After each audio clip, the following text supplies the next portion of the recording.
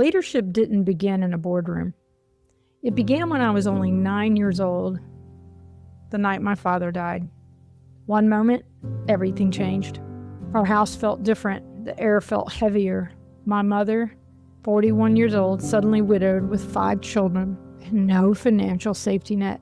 Poverty wasn't an idea, it was reality. And watching my mother hold a family together while her own heart was breaking was so difficult. That night, I realized a decision was forming in my mind. I reflect back as to who I was becoming. Because you see, circumstances do not get to define the outcome. Powerlessness would not be the story. That night shaped everything. My work became discipline, and my discipline became opportunity. And that opportunity became MANAGex. From nothing to millions, from instability to success, from literally surviving to thriving. I got married to my prince, started a family. My company was literally winning yearly culture awards. My speeches were plentiful. I was living the American dream. And then, 2008 arrived. This is going to be one of the watershed days in financial markets history. In one day, my company was producing millions, and the next day, we were at zero. The markets had collapsed, training budgets disappeared, events were canceled. My business model that looked so strong on the surface evaporated almost overnight. All revenue stopped, but the payroll remained and the rent remained. And the realization was immediate. The first time everything was lost, childhood offered no control. The second time, leadership did. Listen, blame was available, excuses were available, and yes, fear was available. But ownership was the only option. There were these 3 words that have been sitting on my desk for years. I am responsible. In 2008, those words stopped being just inspiration, but they became conviction. Because you see, leadership is not control, leadership is ownership. And when ownership replaces blame, clarity follows. And when clarity follows, action is accelerated. In 30 days, we rebuilt the company online. Before online delivery was common, systems were rebuilt, infrastructure re-engineered, accountability strengthened, not theory, pure execution. Survival became a system, a repeatable framework grounded in one principle: own it. When leaders own their mindset, their standards, and their conversations, behavior shifts. And when behavior shifts, culture follows. And when culture is strengthened, performance takes care of itself. This matters because new managers feel the weight, the pressure to prove, the desire to earn respect, and that quiet question: am I ready for this? See, leadership is a responsibility, not a title. Excellence is not an act, it is a habit. And ownership is the habit that changes everything. The night my father died, life changed. In 2008, my business changed. Both seasons delivered the same truth. Circumstances are unpredictable, and response is a choice. Leadership is ownership. And when leaders own the environments they create, people will rise. And when people rise, results tell the story.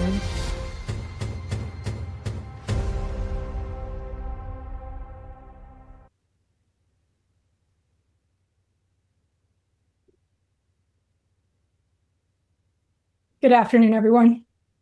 Okay, I'm a little teared up. Sorry about that. I didn't expect that in watching the video of my life. Good to see you too, Speed. Listen, today is about you and how to build a team that performs consistently in 30 days. I know some of you just jumped in. If you're brand new to MANAGex, you've never had a chance to meet me, would you do me a favor and put in the chat room, you ready? My favorite number, 41. Why 41? That was my father's race car number. Anyway, so let's go, everybody. Y'all ready to have some fun? As for those of you listening in right now, I want to take you from being that reactive rescuer to the structured architect. I want you to know that we got to go away from managing by pressure, but leading by systems. And by the end of this hour, you're going to know exactly why your team is inconsistent and what must change. Let's get started, everybody. All right.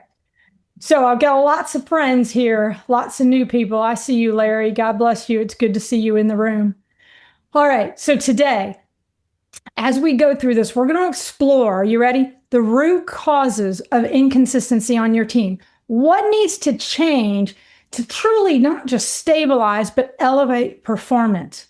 Okay, we want to identify the areas that are broken, what I call those fragmented, unstable systems that you may have in your business practices right now. You know what I'm talking about. The processes that are just undermining your team's ability to work and work as a team. Then we're going to dive into the issues that keep recurring. Everybody, you want pen and paper for this session? Because we're going to talk about some of the deep systemic problems that you are having that are literally perpetuating your inconsistency. Now, with that, I'm going to talk about some foundational changes, things that have got to happen so you can be able to address those core challenges. And finally, by the way, I'm going to share some real practical strategies that you can implement to elevate your performance. And I'm going to follow through on what I said and what we promoted for you. And that's, how do I get high quality results in 30 days? All right, everybody ready? Let's go. All right, I want to invite you to reflect on something. There's a question on the screen. For those of you who are just listening maybe passively from your cars, maybe listening passively at your desk, I want you to put a 1, 2, 3, or 4 if you can. Which of these actually describe you right now, possibly? 1, you're always firefighting. I'm watching the numbers come in. 2, you're repeating yourself constantly. I'm watching the chat come in. 3, you're carrying everything. Or 4, your results, they just don't stick. I got lots of 1s, lots of firefighters out there. I'm going to get you guys some helmets. Let's go. And I got 4s where you're saying it's not sticking. Well, I got lots of 2s and 3s coming in. You feel like you're carrying everything. I get it. I get it. So I think you might agree with this statement. Just because you get results doesn't necessarily mean you have strong systems. Because here's the reality. A lot of managers think they have great systems and they're getting results, but it doesn't always add up. Why? Because you might just be riding on, let's just be very clear, on your talent. You're highly talented, and great talent can hide weak leadership. Maybe it's you're really good at hustling, and that can cover a lot of broken promises. Or maybe you've just got what I call crisis energy, right? And you guys know who you are, right? You're the heroes. You've got the capes. You're coming in to save the day. If that is true, by the way, it is not sustainable.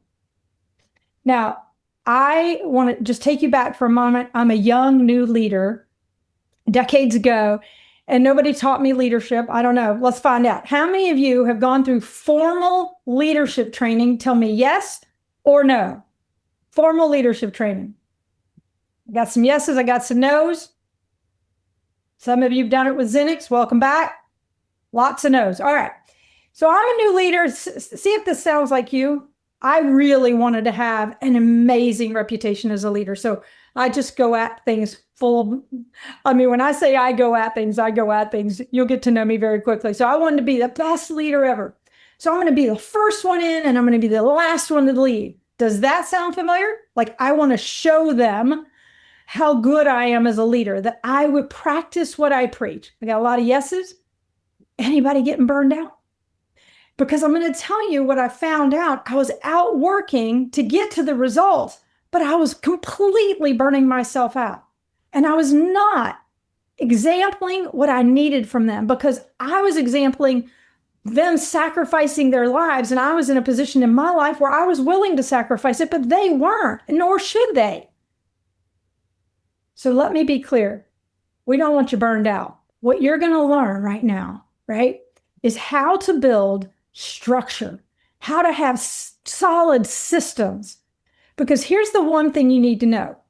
If pressure is required from you, I want to ask yourself, what's it costing you? Think about that one. What's it costing us every time we have to put pressure on our team? What's missing? If pressure is required, what is missing? And it's structure. I want everybody to write down for a moment the word structure or systems right in front of you, because I'm going to challenge you for a moment to think. Why don't results stick? Why doesn't it stick?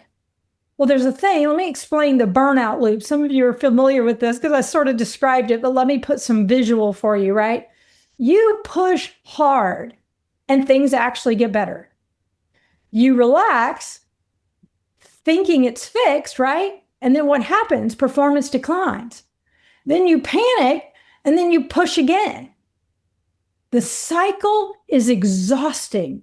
Now, and it's a sign, by the way, you don't have systems. Yes, I agree, Frank. You don't have processes.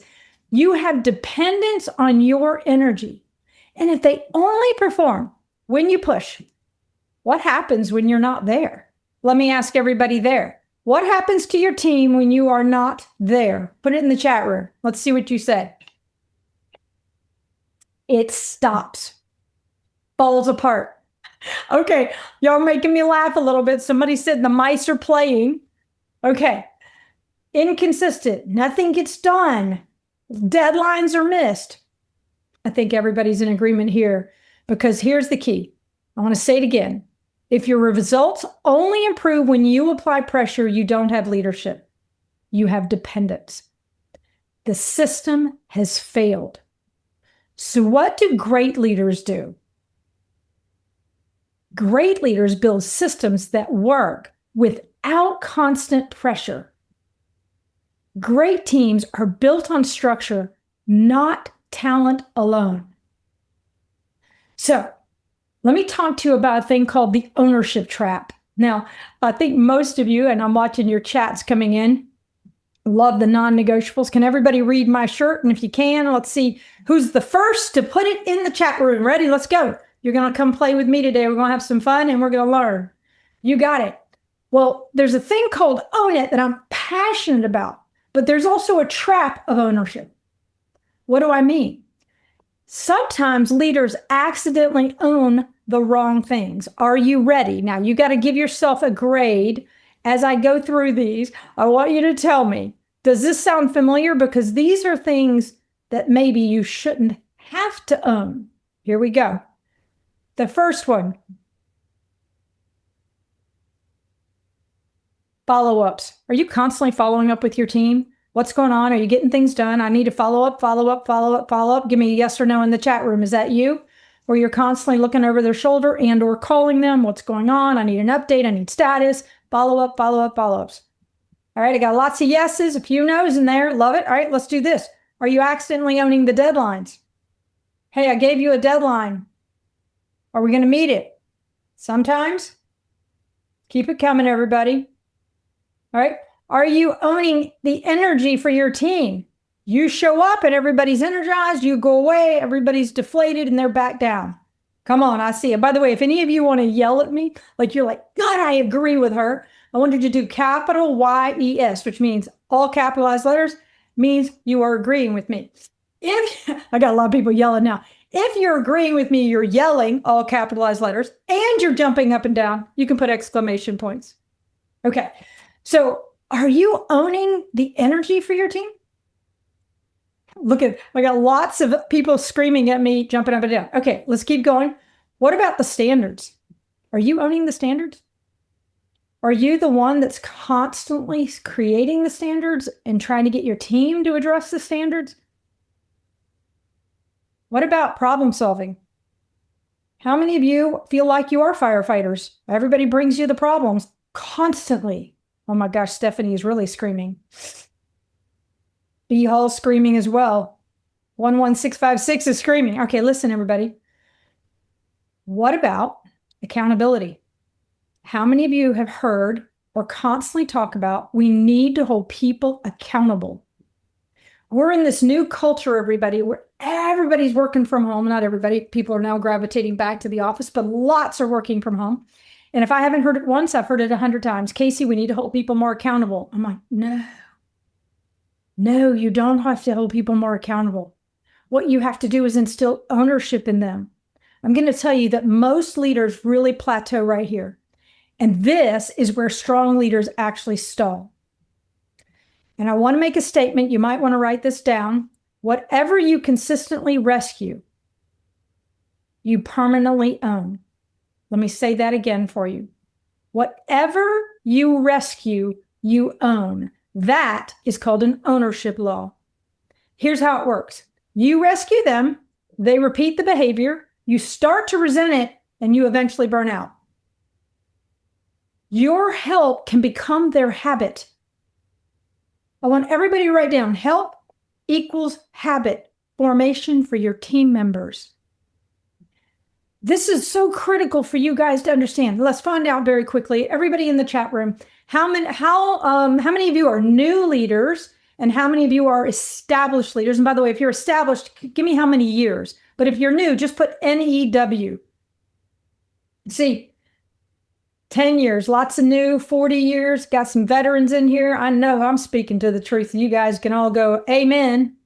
How many of us made the mistake early on as leaders where we just rescued because we thought we were the heroic leaders? We're the leader who always has the answer, who's always, everybody comes to me. And by the way, there's a high probability some of you got promoted because you always had the answer. I want to say it again. Your help can become their habit. So I'm going to give you a question. Let's see if everybody can answer this for me. What are you carrying right now that your team should own? Put that in the chat room, everybody. What are you carrying right now that your team should own? Joyce, I like your answer, Joyce. All right, I got follow-up. I've got compliance, relationships, the drive for success. Like, how many of you want it more for them than they want it for themselves? And you're carrying that. Consistency, drive. Yes, listen. So how are consistent teams built? How do you get people to want what you want for them? Sometimes you can't, but often you can. Because see, how we shift from, I'm going to go from diagnosis for a moment to framework. Okay. How consistent teams are built and what does consistency look like? Not motivation, everybody. I'm talking about structure. Let me play you something and I'll come back and comment when it's done.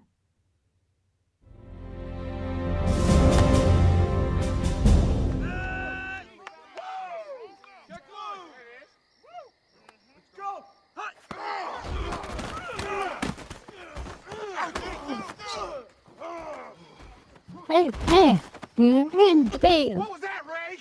Whatever it is, it ain't blocking. Give me a break. You're gonna break? I'll give you a break. Me and Julie's. Wait a minute. Just let them in. The red watch just one time. I swear to God, I'm gonna hit you so hard by the time you come to. Oh boy, you're gonna need a new haircut. You understand me? Let's play, fellas. The ball. Let's run it again.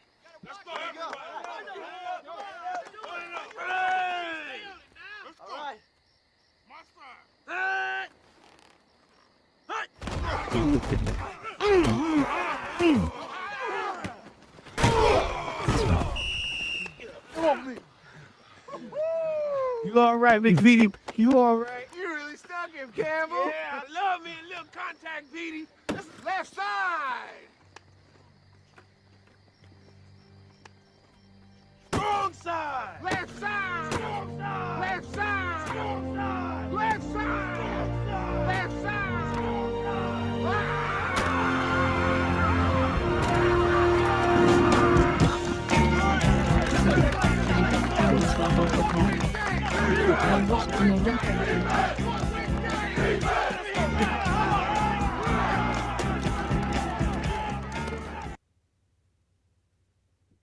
Did you guys catch what just happened?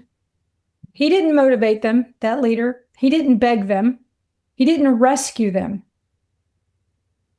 He built a standard. And what you just saw was a shift in standard. They became consistent because the leader built structure and the team rose to it. And that's what we're going to build today. Structure that builds standards. By the way, one of my favorite movies. Okay, I want to show you a proven structure, a repeatable system, okay, and how consistent teams are built. So grab your pen and paper. Are you ready? Here we go. This is called the stability framework, our signature stability framework. You ready? 4 pillars that will help you build a consistent team. The first one is clarity. By the way, these are skills. These aren't skills, these are systems. Now, clarity. I'll explain more in a minute. Ownership. Like true ownership, rhythm, and standards. I want you to notice again, I did not say the word motivation in here. I said structure. Everybody ready? Here we go. Let's do pillar 1, okay? Clarity.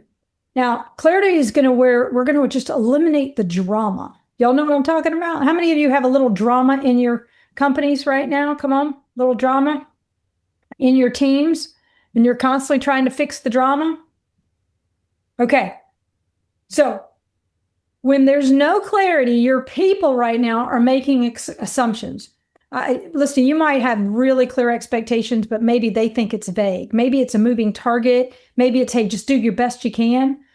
What ends up happening with your teams is they get confused. And listen carefully, this is going to be a big statement for many of you. Confusion is typically, you ready? Confusion is typically translated into laziness. If I haven't heard it once, I've heard it countless times from leaders that'll say, my people are lazy. I'm like, no. We have to do something. What do we have to do? We have to make sure we have clear roles, clear outcomes, clear priorities, and clear standards. If you can check that off and you're not getting it, then yes, we're going to go to lazy. Now, I'm going to go deep dive on these in just a moment. Remember, I promised you 30 days, a roadmap of how to get your team back to performance. You follow the map, you'll see in a moment. Okay, let's do pillar 2. Okay, by the way, let's do this. Let's have everybody rate themselves, all right? Scale of 1 to 10, 10 being, Casey, I am knocking it out of the park in clarity. People know their roles, they know their outcomes. 1, I'm terrible. Let's go. 1, I'm terrible. 10, I'm amazing. Look at you, Sarah. I'm going to give you an Academy Award for being transparent. She didn't give herself a high score, so you know where you need to start. I got lots of 5s, 6s, and 7s. You want to have a team that performs at the highest, this has got to be a 10. You'll understand why in a minute. All right, let's do number 2, everybody. Ownership is designed, not hoped for. What do I mean by that? It can't come from motivation. It's got to come from a structure, because let me just make sure you know. Signs of weak ownership, y'all know them. Let's see if anybody can do signs of weak ownership. Let's say you have a team member right now who's not getting it done. How would you know there's a sign of weak ownership? I'm going to give you a hint. Starts with an E, ends with an S. Excuses. You got it, Amanda. You're fast on the draw. You got it. Blame. Yes, Tanya. Nalani, yes. Waiting. So here's the reality. What can you do? You need responsibility with authority. And you got to have key solutions that are required on the outcome, and no more silent waiting. I will tell you, ownership grows where excuses will die. Write that one down. Ownership grows where excuses die. I truly believe that our culture awards at Zenix are a result of my amazing team and my leaders. And we know how to instill the own it mindset in each person. There is not one person on my team who does not own it. So can you imagine how easy it is for me to be their leader?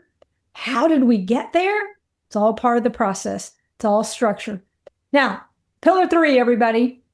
Okay, so pillar 3, this is where performance needs cadence, right?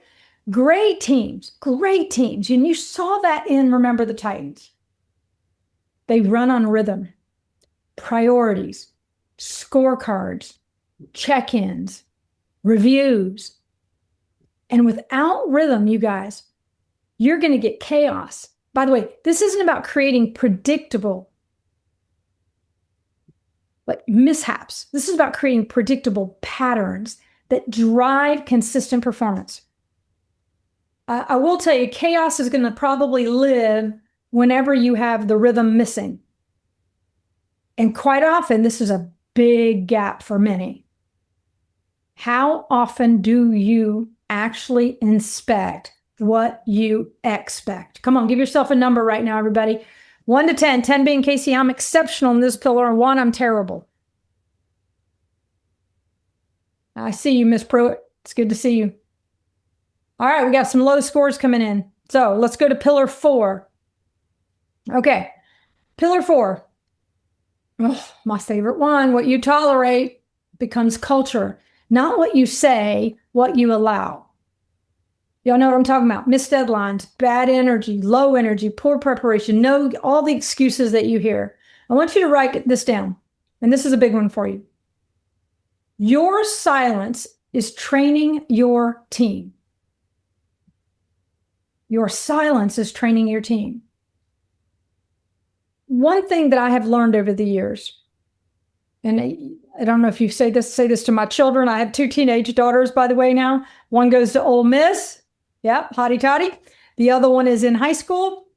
I will tell you, I am consistent with this, whether it's in family, because I believe not just in leadership, but a self-leadership is critical. How you lead you will determine how well your team responds to you. But I'll tell you, you get what you allow. Write that one down for all of you new leaders. If you are silent about someone missing performance, you are creating a new standard. Standards aren't about being harsh. It's just about being consistent. What gets tolerated gets repeated. How many of you agree with me on that? Give me capital Y, yes, because all my veteran leaders help all the new guys in the chat room. What you allow is what you continue to perpetuate and what you get. I'm watching all the chat. Okay, so for everybody's like, but Casey, how do I fix this? How do I get myself to raise the standard? Well, that's the plan. Let me show you. All right, here we go. This is a big question. I've asked you one earlier. Well, I want to see if I can get everybody to answer this. Ready? Here we go. What are you tolerating that is getting repeated? What are you tolerating that is getting repeated? I'll give everybody just a minute. Ooh, Michelle popped in there fast. Tardiness. Yes, Joyce. Presence. Lack of interest. Distractions. Missed deadlines. Poor communication. Being present. All right, listen. Here's the piece. I just gave you 4 pillars. And I asked you, what are you tolerating? How many of you are really ready to take back and become the leader that is respected, creates new standards, and gets people to finally own their role and own their performance? Come on, yell at me if you're really like, oh my gosh, yes, Casey, teach it to me. Okay, you ready for this? Excellent. Okay, here's one thing you have to know. I just taught you 4 pillars. If you miss one, even one, there's instability. You just can't pick your favorite and go, I'm really good at this one, which, by the way, great that you're good at that one. But now we know where your challenge is.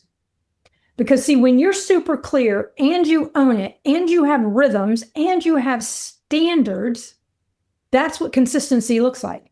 That's the formula. How are you guys feeling? Come on, let's go.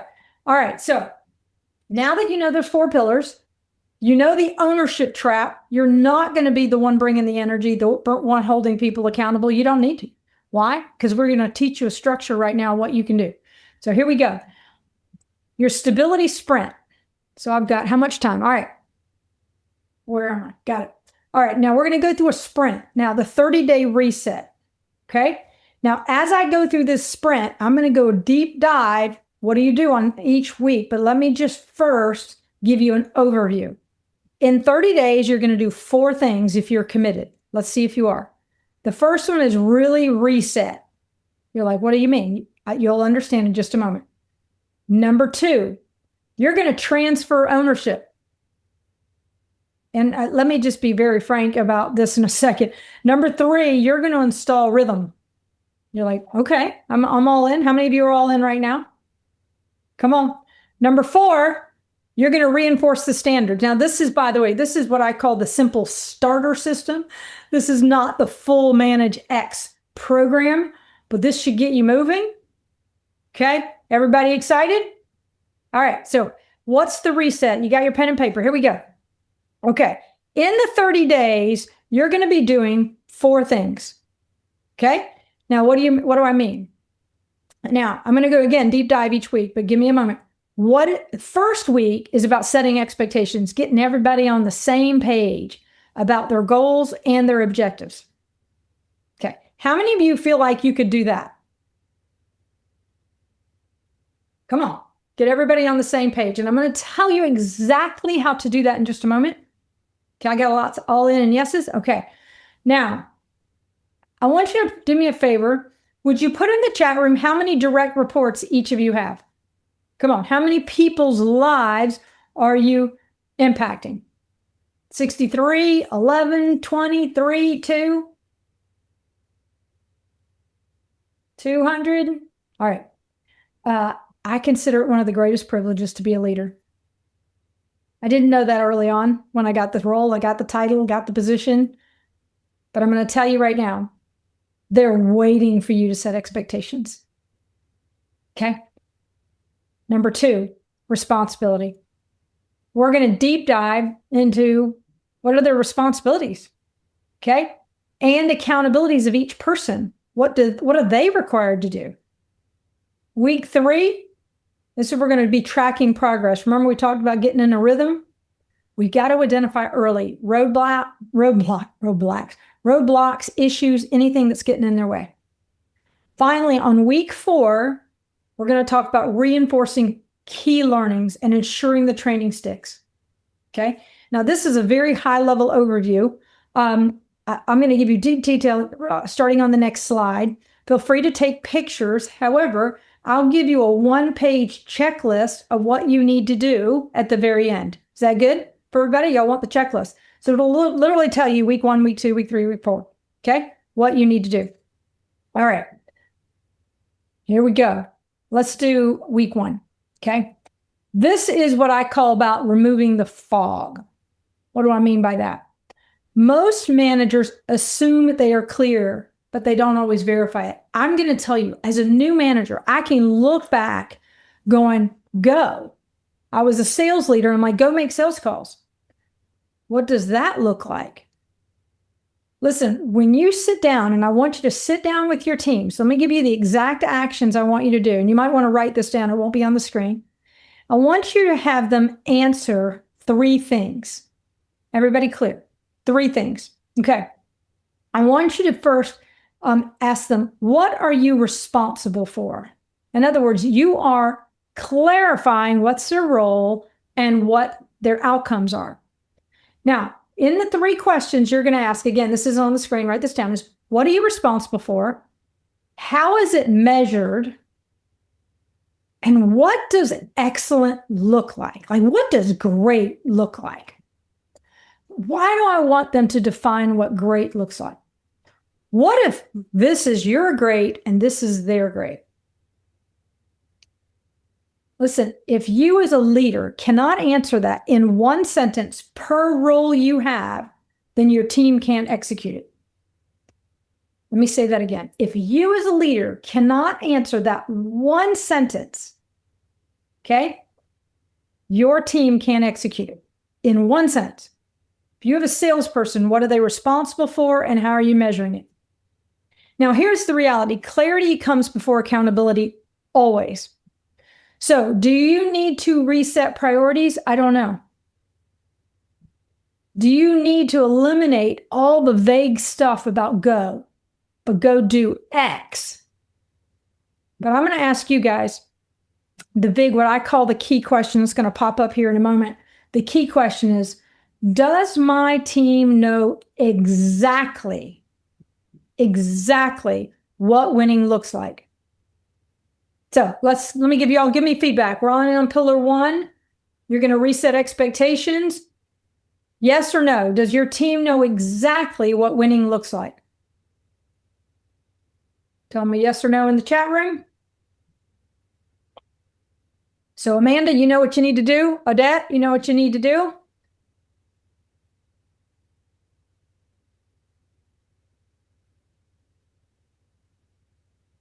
All right, 50-50, not always. All right, everybody rate yourself here. Now remember, we got 4. Of the 4, this was week 1. How many of you are ready to do this with your team members and ask them 3 questions? What are you responsible for? How is it measured? And what does great look like? You all ready to do that with your team members? Excellent. Excellent. Okay, let's move to number 2. Okay, everybody good? All right, let's go to 2. All right, we're going to do the second one. Now, this one's uncomfortable. Why? And this one's going to be the hardest one. And I'm going to be personal on this one for you because this is my hardest one, was transferring ownership. You got to stop rescuing and start requiring. Let me be very frank, because this is where you stop being the hero. And this is the hardest part of leadership in my mind. Because you got to stop jumping in and fixing everything. Y'all know what I'm talking about. You have to stop solving their problems.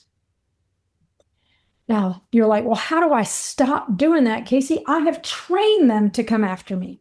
I have trained them to come see me when they have a problem. And isn't that what a leader does? Solve their problems?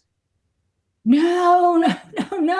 A leader's responsibility is to develop their people to solve their own problems. So when someone brings you a problem, I want everybody to type this in, because then I know it landed for you. When someone brings you a problem, your new response is, what do y'all think it is? Come on. What do y'all think it is? Keep it going. Roberto's like, you just need to figure it out on your own. I like that, Roberto. Ready? Yes, Nanette. What do you think? My question is, what do you think the solution should be? Guess what I used to say? They bring me a problem, I solve it. By the way, I still struggle with this. I'm every day going, okay, I got to not solve it and ask them, what's your opinion? I will tell you, the ownership of transfer happens when you start saying that every time they come in your office. What do you think? What do you think the solution should be? Good answer. You own it. Not, let me handle it. Now, I'm going to tell you, at first they're going to resist and they go, what do I need you for? And go, listen, I want to help develop your critical thinking skills. They might push back initially, but they're going to grow. And I'm super encouraging you guys. Right now, you have to require that when they bring you a problem, they bring you the solution they recommend.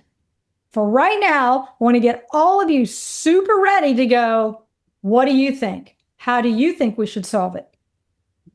See, ownership only develops when you stop rescuing everybody and you hold your ground and you have boundaries. How's everybody feel? Because I'm going to tell you, the heroic leader is the one who always wants to solve the problems, and they're the ones who are burned out. And they're also, I'm telling you from experience, that burned out heroic leader is ready to quit their job. They're ready to tell me, I don't know if I want to be in leadership. And it's not because they're not competent. They've just never been taught how to be great leaders. Because if you've been called to be into leadership and you are a great individual contributor, but you're struggling with having a team who isn't as driven as you, who makes excuses, has blames, I want you to own it. I want you to go, it's not them, it's me. See, if my team is performing at this level, y'all help me. If my team is performing here, boy, don't we take credit. But if my team is performing here, what do we do? Well, yeah, it's their fault. I mean, they're not driven. They're not. Wait a minute. I own whether they perform here or here. I own it. So if you have team members right now who are underperforming, stop pointing out, start pointing in, look in the mirror and go, okay, So if I own it, what am I going to do about it? Now, if you got a chance to watch the video at the very beginning, this is a little quiz question for those of you who saw the video that my team put together about my life, and God bless them. I didn't expect to cry. My apologies. There were 3 words on my desk, everybody. There were 3 words. Does anybody remember what the 3 words were? Come on. What were the 3 words on my desk when the market crashed and I was losing my company? Hold on. I wasn't going to do this, but I got to do it for y'all. Ready? What's on the back of my shirt? See, I'm responsible. I'm responsible for where I am and where I'm going, and I'm responsible for every human being on my team. I'm not going to rescue them, but I'm going to lead them, and I'm going to create standards. And I have to transfer ownership where I'm not burdened. If they're not driven, they might not need to be on my team. But if I have led them well and I can look in the mirror, boom, I win. So here's the big question for you, all of you. Who owns this? Me or them? When they walk into my office, or they're asking me a question, I have to go, who owns this? If the outcome is dependent on them, they own it. If the outcome needs my input, happy to give it. But do not bring me a problem without a solution ready. Now what happens is you're training their brain, and you're going to be one of those leaders who loves the role. You won't be burned out, I promise you. All right, let's keep going. Sorry, I got on a tangent. Let's go to number 3. Everybody still with me? Tell me yes. I'll put capitalized letters. Let's go. Okay. All right. So week 3, everybody. Okay. Week 3, here it comes. This is where stability begins. And this is where the chaos starts losing, because you're going to install rhythm. Same time, same agenda, same standards. Okay. Because great teams run on a cadence. But I'm going to be the first to tell you, very few leaders do this well. Why? Because it requires work. And sometimes they just haven't been taught. So every week, okay, you should have a priority meeting. Now, with your direct reports, do you know how many sales leaders I talk to around the country who tell me they have a sales meeting once a month? And I'm like, well, then why do they need you? Once a month? Every week. You have to ask. Okay, listen, everyone, I want to give you some questions. I want you to write these down. Every week you have to ask yourself, what did we commit to? Did we deliver? What's next? You should have visible scorecards where everybody can see from a project to performance. Then start thinking about, how am I doing my regular check-ins? Do I have them? Am I reviewing their commitments? See, let me tell you, structure creates honesty. When teams know there's this rhythm, right? You're having meetings. They stop hiding. They just stop hiding. And they start feeling empowered because they know you're going to inspect what you expect. I do not have to hold my people accountable. Did y'all hear that? I'm an executive leader who says I don't have to hold my people accountable. Why? Because they own it. Because I've transferred ownership. I have a cadences where we've installed rhythm on projects, on tactics that are critical, on solutions they own, but I do not have to hold my people accountable. And if you're having to do that, the reality is you've got to look in the mirror and go, okay, I need to install rhythm. Now, here's the question for all of you. Everybody gets to answer this one. Do we manage by rhythm or by reaction? Let's go. Manage by rhythm or reaction? I'm a little obnoxious with own it on, and I got to own it mug. I got to own it drink. What's the name of my book, everybody? Got lots of rhythm, lots of reaction. Okay, good.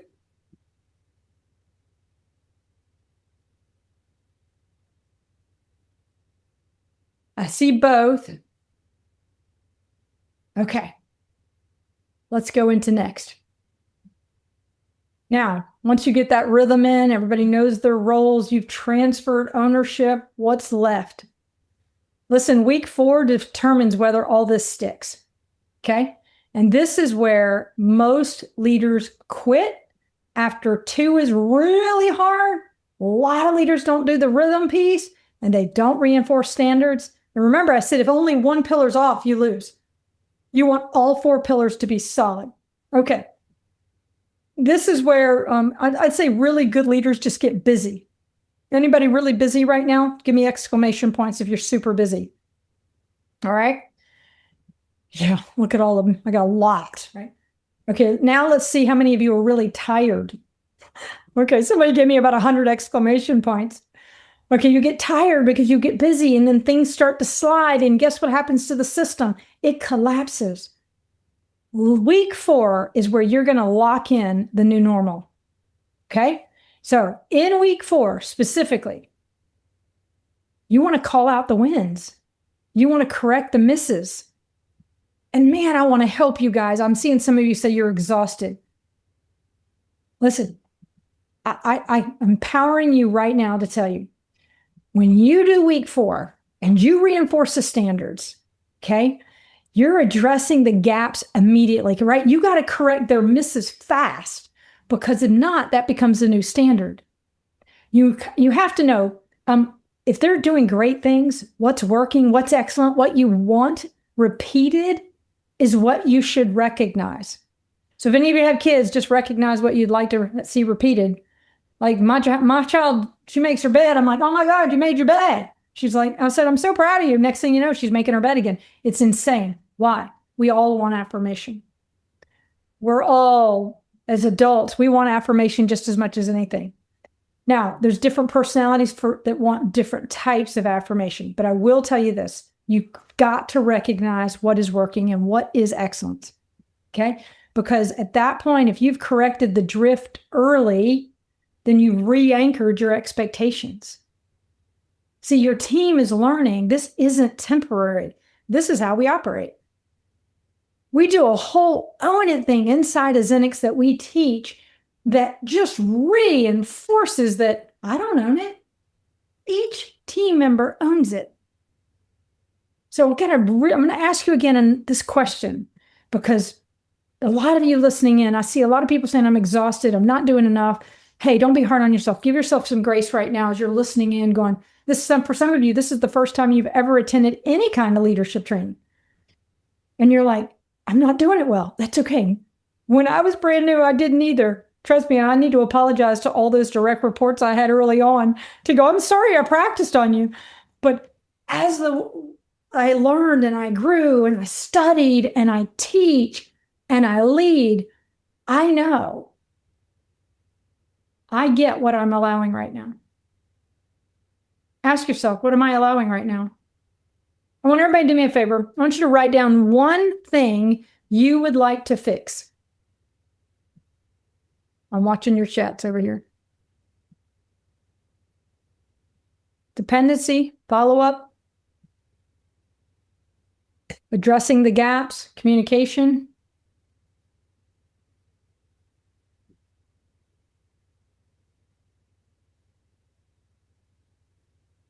Engagement.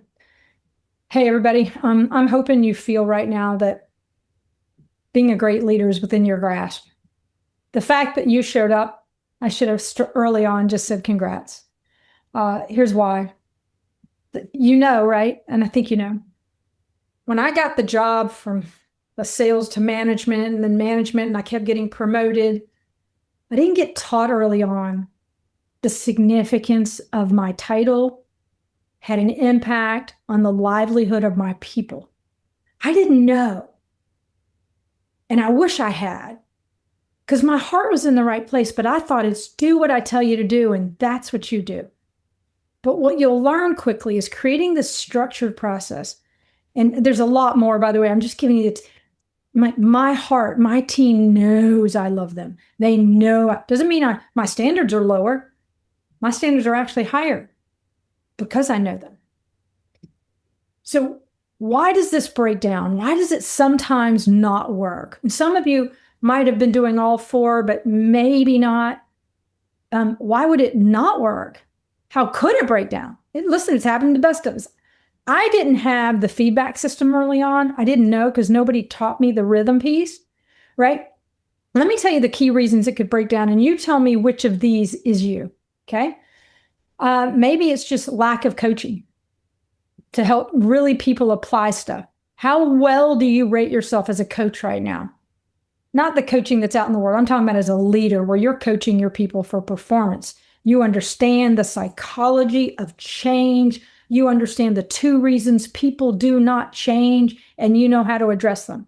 Give yourself scale of 1 to 10. 10 being, man, I'm great as a coach. Okay, so we've got some room for improvement there.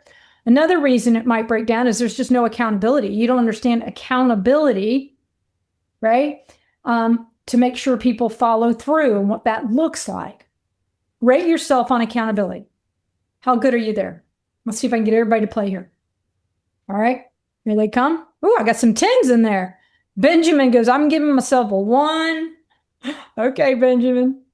All right, let's see the next one. No feedback. Like, your people aren't getting enough feedback from you. How well are you here? Like, Casey, I give great feedback. I'm always giving feedback. How I give feedback matters too as to whether they'll receive it. All right, I got lows and highs, higher scores here. What about no reinforcements? I'm not reinforcing the new habits I want. I'm just not. If that's you, that statement is you. Like, to me, new habits, new behaviors, critical. What if you just don't have community support or encouragement from your own boss? Maybe you have a terrible boss and you need encouragement. Anybody here? And by the way, that I won't tell them if they're in the chat room. Don't put it in. How many of you have a terrible boss? Like a terrible example of a boss? If you're too nervous because they might be in here, don't put it in. Okay, listen, there's common gaps between simply knowing something, right? Yeah, there's a common gap. You love your boss. Amber, I love that you love your boss. I've had some of the worst bosses, and we could compete who had the worst boss, and I've had an amazing boss. But I found out quickly, if I emulated my worst boss, it was not good. And I got to be frank with you guys. I emulated my worst boss one time, and that's the day I decided I had to quit. I'm like, I will not be like that. When you make somebody cry, and when I left, I realized that was the best thing I could have ever done. Now, if you have a boss that's too nice and they're not raising the standards for you, and I'm going to tell all of you right now, at MANAGex, it's all about owning who you are in every facet of your life. What does that mean? Great leader, great at relationships, great physically. You own every aspect of your life. But I want to tell you that the goal is to really address all the gaps that you have as a leader so you can create that environment where everybody's flourishing. Everybody's flourishing. Listen, believe me, I believe most of us know that knowing does not equal doing always. How many of you ever tried to start a diet? You know what you need to do, but you didn't do it. Come on, put it in the chat room. Team wins, we all win. So listen, having information or knowledge isn't enough to create real transformation, right? We need the systems, we need the processes in place to turn it into action. Now, I want to give you that gift of that document I promised you, but I want you to know that consistency and change just don't happen by wishing for them. It really does require intentional training and systems to support them. And so if you are looking right now to drive meaningful, sustainable change, and you want the systems to unlock your potential to become that great leader, you got 2 options today.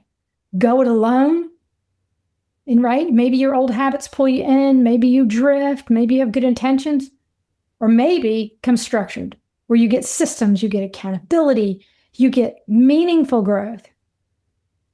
That is why I built MANAGEx, where leaders become consistent and respected by their peers. They are promoted to the next level, where we provide you weekly training and coaching sessions, where we give leaders personalized guidance. I mean, real world application to make sure you know how to apply it to your role, giving you ongoing feedback, and yes, making sure you're practicing what you're learning, and the accountability is in our programs. One thing that makes us unique as a leadership training company As we hold people accountable, you have to execute because we understand the 2 reasons you're not changing. And we address those in our programs. Ultimately, we help leaders form the sustainable, just consistent leadership habits. So if you want new habits and you want to join a community of leaders who understand their significance, I'm just going to invite you to join MANAGEx. Why? Too many amazing leaders, strong leaders get stuck at the awareness stage. But this is for you to turn that insight, everything I just shared you, into a core part of your identity and help you become a great leader. This is, by the way, one of our 5 leadership programs. What I just gave you a little taste of today. I hope it was amazing for you. I hope you walk away with tangible things. And I also want to invite you to attend the upcoming MANAGEx. If you are serious about becoming a disciplined, consistent leader, this is your next step. Okay? Now, this is for the leaders that are done managing by reaction. Now, if you're ready to shift your mindset from being just an individual contributor, which is why you probably got promoted, you were really good, to an effective leader, I want to help you. So now, the own it philosophy, the mindset is key. We're going to all take full accountability for our team's performance. That's part of the program. And we're going to help you uncover, what do I need to do to turn it? As you can see, we go through the role and mindset of a manager. How do you build trust and credibility? How do I set expectations and accountability? How do I coach and develop my team? How do I help manage performance and, of course, lead them through change? If you're fired up and you're ready, you have 2 dates. How many of you are fired up and ready? Come on, put it in the chat room. Give me some love. Thank you, Sarah, so much. All right, if you guys need this, we have, and now don't kill me, but we got 2 options for you. You can jump into the 6 classes that you see right there, starting this Friday. In 2 days, you can still jump in. There's space available, or you can start on March 31st.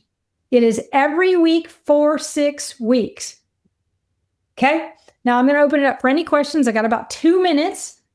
I'll let you guys hit those QR codes. We will send you information by joining MANAGEx. Just an FYI, I'll be the presenter on this one. So jump in now. Let's go. I have an amazing team of presenters as well, but I just happen to be teaching the one on Friday coming up and possibly the one on March 31st. Thank you so much, Javier. If you're on your phone and you need the links are in the chat room. Thank you, Beacon. Everybody ready for your free download? Yes? You're welcome, Benjamin. I hope to see you guys in class. What a privilege it is to have a few minutes with you. Let me just tell you, on behalf of the entire Zenix team, we are blessed by you. There's a QR code on there. I have one more slide. And I just got to tell you, one more slide, because I want your opinion. Thank you, Francis. I super appreciate that. Okay, everybody, go follow me on social. Go give me a LinkedIn recommendation if you love today. But we'll send you this. One word, everybody. Let's end today with Casey's favorite way to end a class. One word to describe how you're feeling about today's time with me. One word. Let's go. Let's see. Light me up, everybody. Inspired, amazing, empowered. I look forward to possibly doing life with many of you. If you join the Zenix programs, you'll get to know me and my team. Those culture awards are not by accident. They are absolutely intentional through our system, our structure. Thank you, Javier, for following me. And let me just say on behalf of my family and the entire Zenix team, I am blessed to represent these amazing human beings that make me look good and that give me love. And for everybody who jumps into Zenix, you're now part of our family. And I will promise you this, you will not fail on our watch. So with that, everybody, I'm going to close out out of respect